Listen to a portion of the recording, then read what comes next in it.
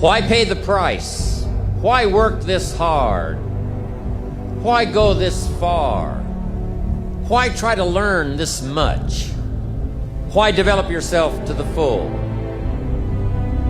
Why try to become all that you can possibly become? One of the big thrusts for success is to come up with a strong enough why. In leadership training, here's what we learn. If the why is powerful, the how is easy. Here's another good answer to why. It's the second question. Why not?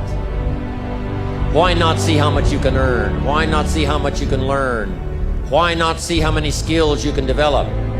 Why not see what kind of person you can become? Why not see what kind of influence you can have?